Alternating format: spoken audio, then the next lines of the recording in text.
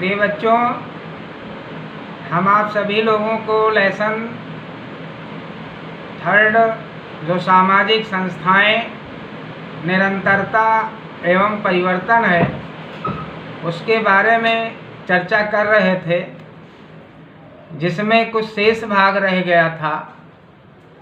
उसके बारे में आप सभी लोगों को आज बताना है, जिसमें भाषा। तो भारत की दृष्टि से जनजातियों को 4 श्रेणियों में बांटा गया है, जिसमें नंबर 1 आर्य भाषा। कुल जनजातियों में से 1% लोग ही आर्य भाषा का प्रयोग करते हैं। नंबर 2 द्रविड़ भाषा। कुल जनजातियों में से 3% लोग द्रविड़ भाषा का प्रयोग करते हैं। नंबर 3 आस्ट्रिक भाषा, यह पूर्ण रूप से जनजातीय लोगों द्वारा बोली जाती है। नंबर 4 तिब्बती बर्मी भाषा, यह जनजातियों की भाषा है और तिब्बती बर्मी भाषाएं 80% से अधिक जनजातियों द्वारा बोली जाती हैं। शारीरिक एवं प्रजातीय दृष्टि से जनजातियों को नीग्रेटो, मंगोलाइड, द्रविड़ और आर्य श्रेणियों में वर्गीकृत किया गया है। नेक्स्ट, जनसंख्या। सबसे बड़ी जनजातियों गोंड, भील, संथाल, ओरांव, मीना, बोड़ो और मुंडा हैं। इन सभी की जनसंख्या 10 लाख से ऊपर है। वर्ष 2011 की जनगणना के अनुसार भारत की कुल जनसंख्या में 8.6% जनसंख्या जनजातियों की पाई जाती हैं। इसके परिप्रेक्ष्य में आपको अध्ययन करना है कि जनजातियों के अर्जित लक्षण क्या हैं। तो जनजातियों के अर्जित लक्षण में नंबर 1 पॉइंट आपका बनता है, आजीविका के आधार पर जनजातियों को मछुआ, खाद्य संग्राहक, आखेटक, झूम कृषि करने वाले, कृषक और बागान तथा औद्योगिक कामगारों की श्रेणियों में बांटा जा सकता है। नंबर 2, जनजातीय समाज में गैर जनजातीय समाज में शामिल होना नहीं चाहते हैं, क्योंकि उन्हें लगता है कि वे अपनी पहचान एवं संस्कृति को खो देंगे। जनजाति की जीवनी अर्थात जनजातियों का जीवन परिचय क्या है। आदिकाल में जनजाति समाज का अभिन्न हिस्सा थी। उसका शोषण औपनिवेशिक काल में हुआ, जिससे वे सामाजिक रूप से पिछड़ गए। जनजातियों का संबंध कई वर्गों से रहा है, जैसे गौंड जनजाति मध्य प्रदेश में महत्वपूर्ण भूमिका निभा रही है। राजस्थान में राजपूतों के सैन्य संगठन में जनजातियों का महत्वपूर्ण योगदान था, आज भी है। अंग्रेजों के शासनकाल में जनजातियों को बागवानी का अस्थायी मजदूर बनाया गया तथा उनका भरपूर शोषण हुआ। जनजातियों के प्रति दृष्टिकोण औपनिवेशिक युग ने जनजातियों को एकांकी समुदाय के रूप में वर्णित किया। वन नीति के कारण जनजातियों के जीवन में महत्वपूर्ण परिवर्तन हुआ। जनजातियों के लिए वन प्रयोग के कुछ क्षेत्र निर्धारित कर दिए गए। महाजन जनजातियों को पैसा उधार देकर उन्हें अपने चंगुल में फंसाने लगे। समाजशास्त्रियों ने जनजातियों के संदर्भ में 2 विचार प्रस्तुत किए। नंबर 1 पृथक्करण और नंबर 2 एकीकरण।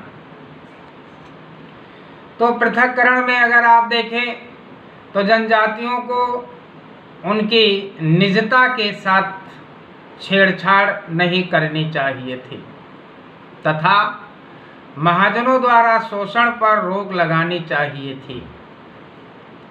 नंबर 2 एकीकरण। जनजातियों को समाज का महत्वपूर्ण हिस्सा मानकर उसे समान सुविधा देनी चाहिए। जनजातियों को संविधान में स्थान देकर उनके विकास के लिए पंचवर्षीय योजनाएं, जनजातीय योजनाएं तथा आरक्षण देकर उनके समाज को बढ़ावा देना चाहिए। पिछली सरकार ने भी जनजातियों को आगे बढ़ाने के लिए भरसक प्रयास किए हैं। आज वर्तमान की सरकार ने भी जनजातियों को आगे बढ़ने के लिए अच्छे कदम उठा रही है। इसके फलस्वरूप आप इसमें देखेंगे राष्ट्रीय विकास बनाम जनजातीय विकास। भारत में औद्योगिकीकरण के विकास के लिए जनजातीय लोगों को वन पर निर्भर रहने से काफ़ी नुकसान हुआ। उनकी जमीन तथा व्यवसाय छीन लिए गए। वन संपदा का दोहन, खनिज संपदा तथा खनन के लिए बड़े पैमाने पर किया जा रहा है, जिससे जनजातियों का विस्थापन हो रहा है। जैसे नर्मदा नदी पर निर्मित सरदार सरोवर बांध और जनजातीय संस्कृति में बाहरी लोगों का प्रवेश हो जाने के कारण उनकी संस्कृति पर खतरा उत्पन्न हो गया है। जैसे पूर्वोत्तर में त्रिपुरा तथा झारखंड में औद्योगिक विकास ने इसे सबसे अधिक प्रभावित किया है। समकालीन जनजातीय पहचान मुख्यधारा की प्रक्रियाओं में जनजातीय समुदायों के समावेश का प्रभाव जनजातीय संस्कृति तथा समाज पर ही नहीं बल्कि उनकी अर्थव्यवस्था पर भी पड़ा है। इसके परिणाम स्वरूप कई आंदोलन हुए, जैसे बिहार से अलग झारखंड का बनना तथा उत्तर प्रदेश से उत्तराखंड का बनना। पूर्वोत्तर क्षेत्र में जनजातियों पर राजनीतिक रूप से कोई नियंत्रण नहीं है, क्योंकि गैर जनजातीय लोग ज़्यादा शक्तिशाली हैं। वर्तमान समय में एक नए मध्य वर्गीय जनजाति समाज का उदय हुआ है, जो शिक्षा, जीवन स्तर में सुधार तथा अपनी पहचान एवं संस्कृति को बनाए रखना चाहता है। इसके फलस्वरूप आप देखेंगे परिवार और नातेदारी। परिवार ऐसे लोगों का समूह है जो एक दूसरे के साथ विधिक रूप से विवाह द्वारा जुड़े हुए हैं, अर्थात समाज द्वारा प्राधिकृत तरीके से एक दूसरे के साथ रहने वाले को परिवार कहते हैं। नातेदारी, इसमें एक व्यक्ति का दूसरे व्यक्ति के साथ विधिक संबंध या जैविकीय संबंध स्थापित होता है, जैसे माता पिता एवं पति पत्नी आदि। परिवार की संरचना विभिन्न समाजों में विधिक प्रकार के परिवार पाए जाते हैं। आवास के नियम के अनुसार समाज विवाह और पारिवारिक प्रथाओं के मामले में पत्नी का घर और कुछ पति का घर होता है। पहली स्थिति में नवविवाहित जोड़ा वधू के माता पिता के साथ रहता है तथा दूसरी स्थिति में वर के माता पिता के साथ रहता है। मातृवंशीय समाज में संपत्ति माँ से बेटी को मिलती है और पितृवंशीय समाज में पिता से पुत्र को मिलती है। पितृतंत्रात्मक परिवार में पुरुषों का प्रभुत्व होता है तथा मातृतंत्रात्मक परिवार में स्त्रियां प्रभुत्वकारी होती हैं, उन्हें पूरा अधिकार प्राप्त होता है। इस तरह से संस्थाएं एवं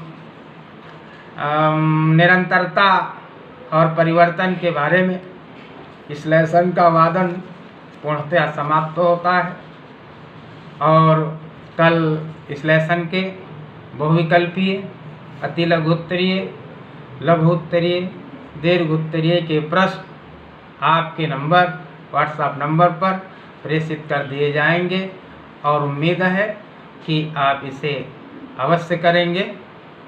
और आपको घर में रहना है, कोरोना से बचना है और सुरक्षित रहना है। जय हिंद।